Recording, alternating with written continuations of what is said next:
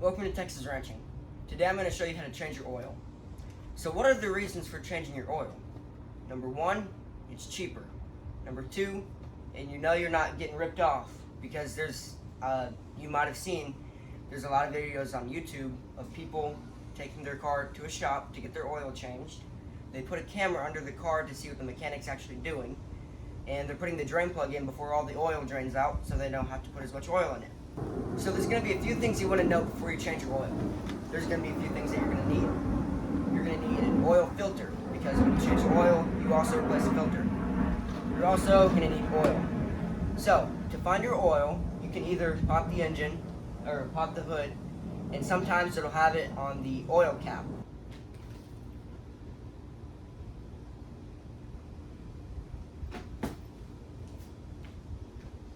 So here you can find your oil on your oil cap. This says 5W30. So like I told you, changing your own oil is way cheaper. I paid, I think, $25 each for these, so $50 in oil, which I'm not even going to use all of this, but I'm still going to count it, and then about $10 oil filter. So about $60 oil change if you do it yourself. So for changing your oil, you don't even need that many tools. You're going to need a ratchet like this. You're going to need a socket that fits your drain plug, the little bolt that's in the bottom of the oil pan that holds the oil in. And then you're also going to need an oil filter wrench. What the oil filter wrench does, it grips on to the oil filter, turn it, and that's what you use to turn the oil filter. And also, you're going to need, if you don't have one of these, you could get one, it's a socket that goes on a ratchet like this that goes over the oil filter, and that's a better option than just an oil filter wrench. Now for getting under the car, if you don't have a lifted truck or something, you're going to need some kind of ramps or a jack. If you use a jack, do not just rely on the jack and crawl under the truck. Use jack stands. You do not want a jack failing on you. Never trust a jack. If you're going to go the ramp method, make sure to set the e-brake. Well, set the e-brake with both and block the wheels. So I recommend the ramps because it's way easier and it's way cheaper if you don't have a jack or a jack stand. I almost forgot. You're also going to need some kind of an oil pan or an oil jug like this. Basically what this is an oil pan right here, and then when you let your oil out, you're going to have this open and it will drain right into this 16-quart jug. This 16-quart jug is really good, and you can just keep all your oil in here, just like this. And when we're done with the oil, what we usually do, we just open this, and we take these bottles that we emptied all the oil out, put a funnel, and we pour all the oil from here into there. And then after we rack up about 10 to 15 bottles of this over the span of a year or two, we take it to the oil recycling place. Do not just pour your oil out. It is not good for the environment, so you want to dispose of it the proper way. So now we're just gonna pull the truck up on the ramps.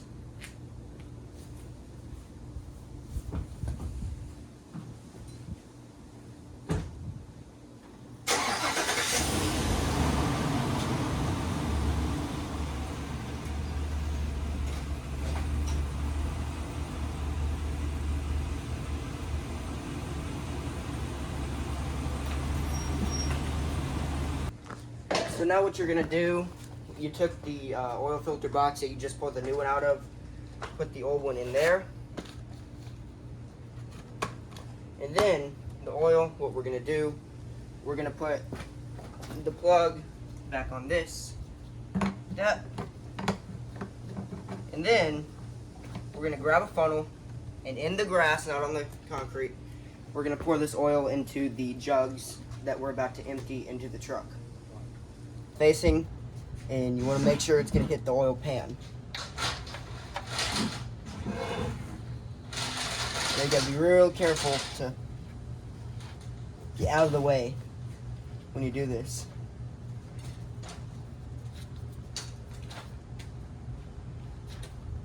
Sometimes you just want to spin it off real fast like that. So that's my little trick. Spin it off with your finger real fast. Almost no oil on the hand. I got no oil on my hands. And then, so it's nice because this one, it drains in and it'll go right in. And now we just wait for all this oil to drain out. And then while we're doing this, we can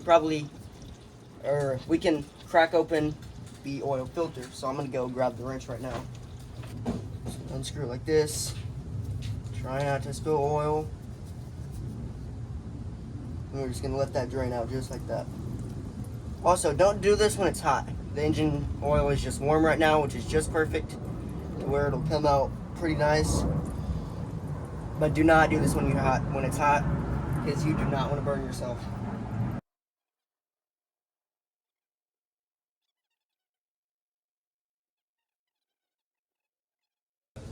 Yeah, I know. Oh, there it goes. Oh, that is hot. So now that it's just dripping just a little bit, we'll start threading this back in. Do not cross thread this. This is aluminum, and you do not want to over tighten this at all. If you do, that is very bad. Don't want to get too tight. So you want to get snug, but not like really tight. And then now we can take our brand new oil filter, get that out, and then you always want to take some oil.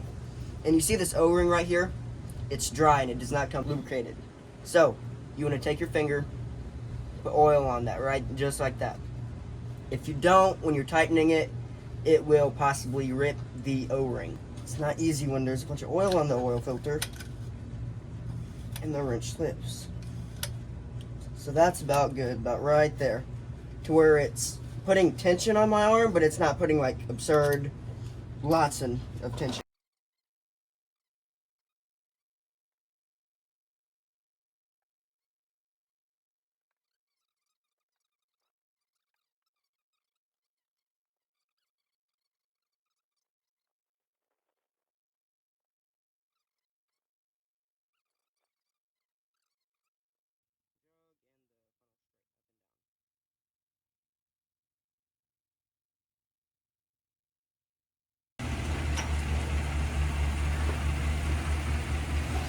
So what we're doing right now is we just crank the truck, make sure the oil pressure is good, and now we're just gonna go look under the truck for any oil leaks. So now we've checked for leaks and there are none, which is good. And now we're just gonna come up here,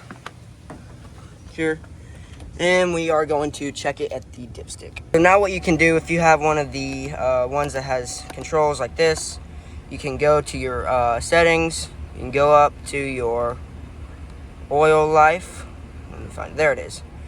Hold it to reset it, just like that, and it's reset. And that's how you do that. So that right there is how you change your oil. Please like, subscribe, and leave a comment. Thanks for watching.